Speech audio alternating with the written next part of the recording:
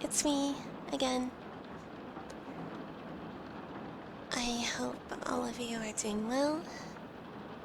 I have another fairy tale reading for you guys again. The story is called Faithful Johannes. At least I believe that's how it's spelled, or not spelled, pronounced. I had to look it up, maybe. It's another Grimm fairy tale story. I don't know if y'all noticed yet, but I'm trying to get all the Grimm ones done before I move on to like a different set of stories to do. And hopefully this is a good one. The last few stories I've read has been a little boring, in my opinion. So, yeah. Let's go ahead and start. Once upon a time there was an old king who was so ill. He thought, I am lying on what must be my deathbed, and said, have faithful Johannes come to me. Faithful Johannes was his favorite servant, and was so called because he had been loyal to him for his whole life long.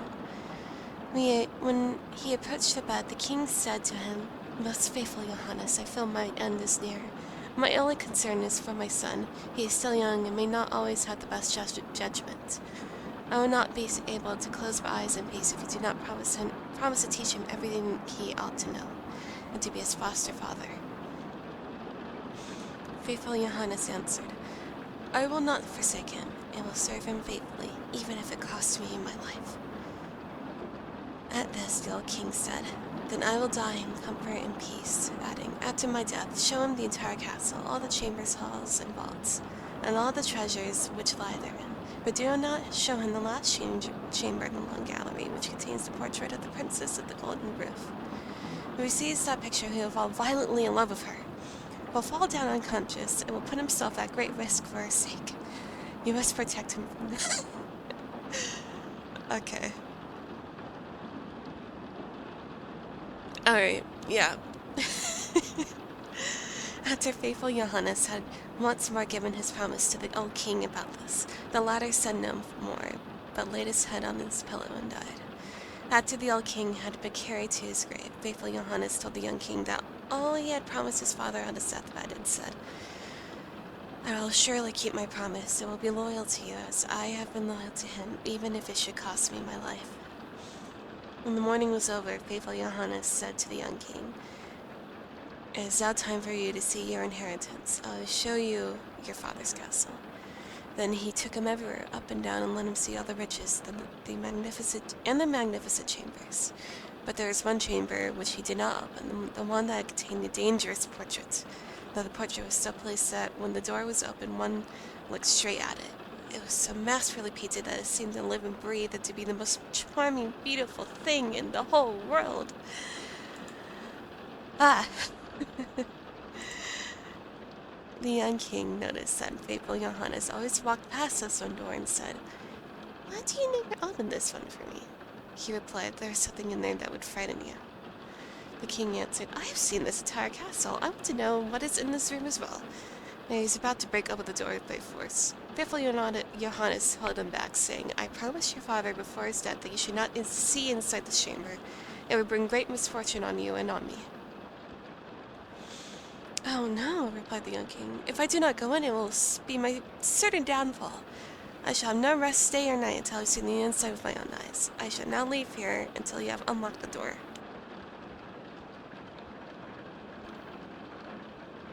Faithful Johannes saw that there was no other way. With a heavy heart and many sighs, he took the key from the large ring. After opening the door, he went in first, thinking that he could block the king's view of the portrait, and that the king would not see it in front of him. But what good did it do? The king stood on tiptoes and saw the portrait over faithful Johannes' shoulder. After seeing the girl's portrait, which was so magnificent, it glistened with gold and precious stones, he fell unconscious to the ground. Faithful Johannes picked him up, carried him to his bed, and sorrowfully thought, Misfortune has befallen us, dear Lord. How will it end? Then he strengthened the king with wine until he regained consciousness. The king's first words were, Oh, whose portrait is that beautiful picture." "That is the Princess of the Golden Roofs," answered faithful Johannes. The king continued, "My love for her is so great that if all the leaves on the trees were tongues, they would not be able to express it. I will risk my life to win her. You are my most faithful Johannes. You must help me." The faithful servant thought to himself for a long time how to approach the matter, for it was difficult to even come into view with the king's daughter. Finally, he thought of a way and said to the king, "Everything which she has about her is of gold: tables, chairs, dishes, cups, bowls, and household implements. Among your treasures are 5 tons of gold. Have the royal goldsmiths fashion 1 ton into all manner of vessels and utensils, into all kinds of birds, wild beasts, and strange animals. She will like these things, and will go there with them and to try our luck." The king summoned all the goldsmiths, and they had worked night and day until the last most splendid things were prepared. When everything was loaded on board a ship, faithful Johannes disguised himself as a merchant, and the king had to do the same thing in order to make himself quite unrecognizable. Then they sailed across the sea and sailed on until they came into the city where the Princess of the Golden Roof lived. Faithful Johannes had the king stay behind on the ship and wait for him. "Perhaps I shall bring the princess with me," he said. "Therefore, see that everything is in order, have the golden vessels set out, and the whole ship decorated." Then he put all kinds of golden things into his apron, went on shore, and walked straight to the royal castle.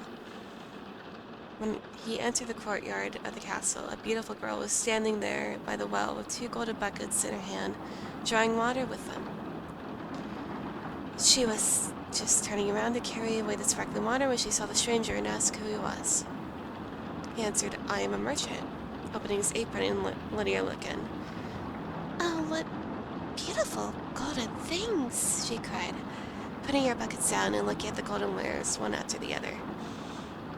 Then the girl said, "The princess must see these things. She takes such great pleasure in golden things that she will buy all you have." Taking him by the hand, she led him upstairs where she was the princess's chambermaid. When the princess saw the wares, she was delighted and said, "They are so beautifully made that I will buy them all from you." But faithful Johannes said, "I am only the servant of a rich merchant. The things I have here are not to be compared with those my master has at his ship. They are the most beautiful and valuable things that have ever been made of gold." When she wanted to have everything brought up to her, he said, "There's so much that it would take a great many days to do that. And so many rooms would be required to exhibit them, that your house is not big enough." This made her all the more curious and desirous, so at last she said, "Take me to the ship. I will go there myself to see your master's treasures." Faithful Johannes happily led her to the ship, and when the king beheld her, he saw that she was even more beautiful than the portrait, and he thought that his heart would surely break.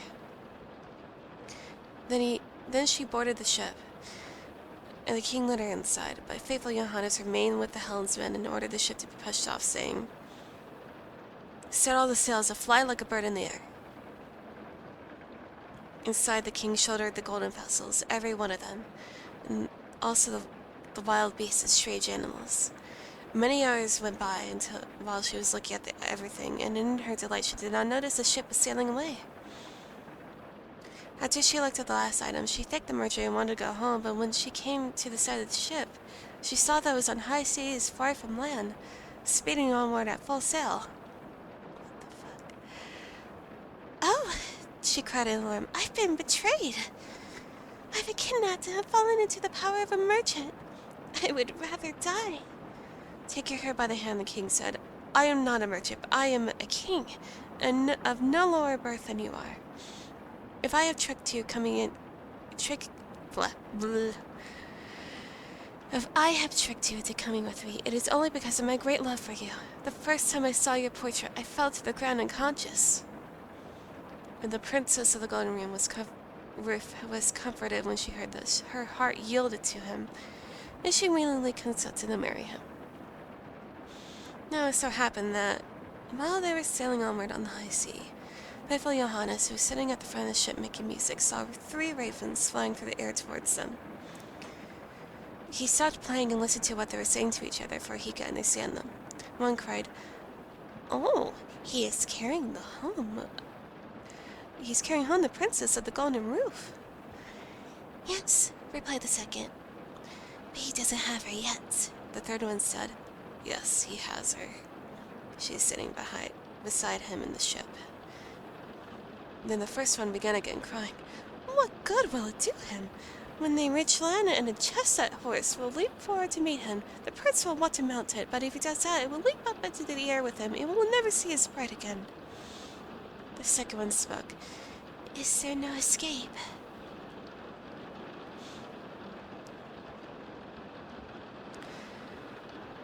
Oh, yes, if someone else quickly mounts it, takes the gun from its saddlebag, and shoots the horse dead, then the young king will be rescued.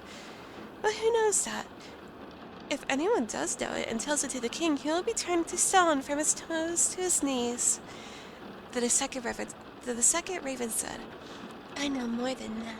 Even if the horse is killed, still the young king will not keep his bride. When they enter the castle together, a ready-made wedding shirt will be lying there on a platter. It will appear to be woven of gold and silver, but it is nothing but sulfur or pitch. If he puts it on, it will burn him to the very marrow bone.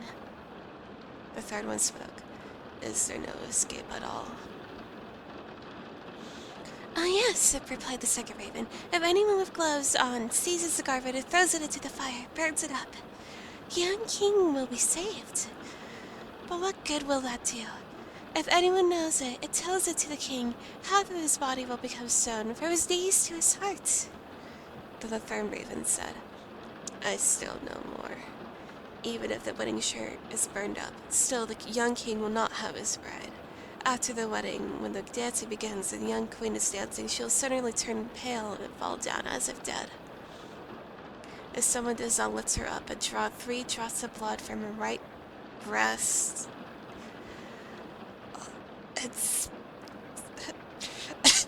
I'm sorry, and spit them out again, she will die.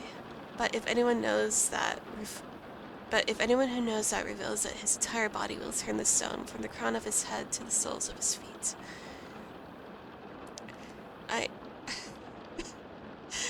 Alright. After the ravens had thus spoken, they flew away. Faithful Johannes had understood everything well. From that time forth, he became quiet and sad, for if he concealed what he had heard from his master, it would bring misfortune to the king. But if he revealed it to him, then he himself will have to sacrifice his life. I'm sorry, I'm gonna take a sip of my coffee. That's a lot to take in.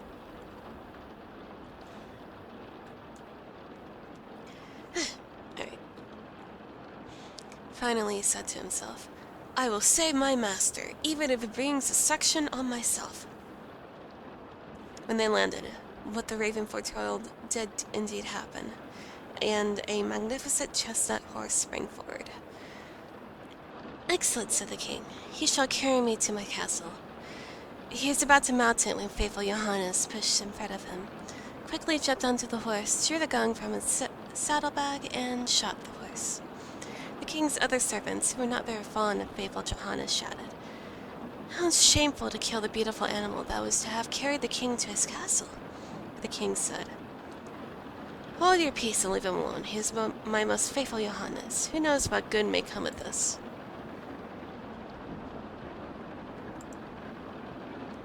They entered the castle, and in the hall stood a platter on which lay the wedding shirt that appeared to be made of gold and silver. The young king went in towards it and was about to take hold of it, but faithful Johannes pushed him away, seized it with gloves, carried it quickly to the fire, and burned it up. The other servants began to murmur again, saying, Look, now he's even burning up the king's wedding shirt. But the young king said, Who knows what good he may have done? Leave alone, he is my most faithful Johannes. Now the wedding took place. The dance began, and the bride also taking part. Faithful Johannes was watchful and looked into her face. Suddenly she turned pale and fell to the ground as if she were dead. He quickly ran to her, picked her up, and carried her into a chamber. He laid her down and knelt and sucked 3 drops of blood from her right breast and spat them out. Immediately she breathed again and regained consciousness. The young king saw what had happened, and not knowing why faithful Johannes had done it, grew angry and shouted, Throw him into prison. The next morning, faithful Johannes was condemned and led to the gallows. Standing high on the platform, about to be executed, he said, "Everyone who is condemned to die is permitted before his end to say a blessing. May I too have this right?" "Yes," answered the king, "you are granted this right." Faithful Johannes has said, "I have been unjustly condemned. I have always been loyal to you." And he related how he heard the conversation of the ravens at sea and how he had to do all these things in order to save his master. Then the king cried, "Oh, my most faithful Johannes, pardon, pardon, bring him down." But as faithful Johannes spoke the last word, he fell down lifeless and turned to stone. This caused the king and queen great grief, and the king said, "Oh, I have rewarded him very badly for his great loyalty." Then he ordered the stone figure to be taken up and placed in his bedroom next to his bed. Every time he looked at it, he wept, saying, "Oh, if only I could bring you back to life again, my most faithful Johannes." Some time passed, and the queen bore twins, 2 sons who grew fast and were her delight. Once, when the queen was at church, and 2 children were sitting beside their father and playing, he again looked sadly at the stone statue and said, "Oh, if only I could bring you back to life again, my most faithful Johannes." Then the stone began to speak and said, "You could bring me back to life again, if you will in return give up what is dearest to you." The king cried, "For you I will give up everything I have in the world." The stone continued, "If you will cut off the heads of your 2 children with your own hands, sprinkle their blood on me, I shall be restored to life." The king was horrified when he heard that he would have to kill his own dearest children, but he thought faithful Johannes' great loyalty, and how he had died for him. Then drew a sword, and with his own hand cut off the children's heads. And when he had smeared the stone with their blood, it returned to life, and faithful Johannes stood before him, again healthy and well. He said to the king, "Your loyalty shall not go unrewarded." Taking the children's heads, he put them on again and rubbed the wounds with their blood, at which they became immediately whole again, and jumped about and went on playing as if nothing had happened. The king was overjoyed. Then he saw the queen coming. He had faithful Johannes and the 2 children with a large chest. When she entered, he said to her, "Have you been praying in the church?" "Yes," she answered, "but I have constantly been thinking about faithful Johannes and what misfortune had befallen him because of us." Then he said, "Dear wife, we can give him his life again, but it will cost us like 2 little sons. We will have to sacrifice them." The queen turned pale, and her heart filled with terror, but she said, "We owe it to him for his great loyalty." The king rejoiced to hear that she had agreed with him. Then he opened up the chest and brought forth faithful Johannes and the children, saying, "God be praised. Faithful Johannes has been saved, and we have our little sons again as well." He told her how everything had happened. Then they lived happily together until they died. The end.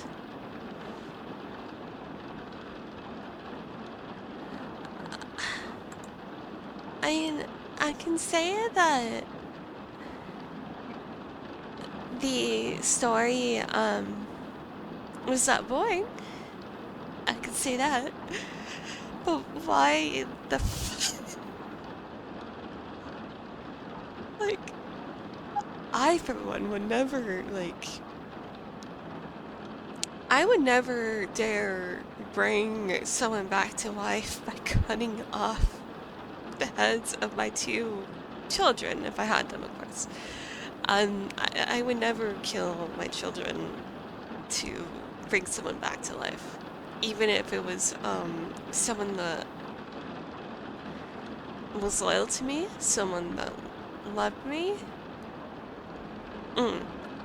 Children always comes first, so for that I will dock a few points, but it baffles me very much, so I'll definitely give it points for that. Let's say let's say 7 out of 10. That was fun. I liked it. Yeah, yeah. That was a lot. I hope you guys have a good night. yet again, if you guys choose to use my videos as bedtime stories. But to be honest, I just enjoy sharing this literature with you guys because it's fascinating. It's interesting. Most of the time, anyways.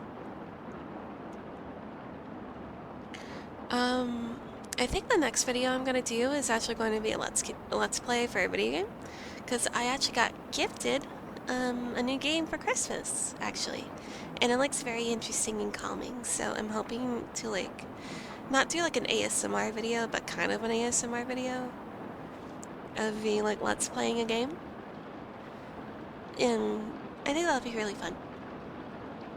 It just might take a little bit more time to do just because of editing reasons. But yeah. Have a good night. Bye-bye.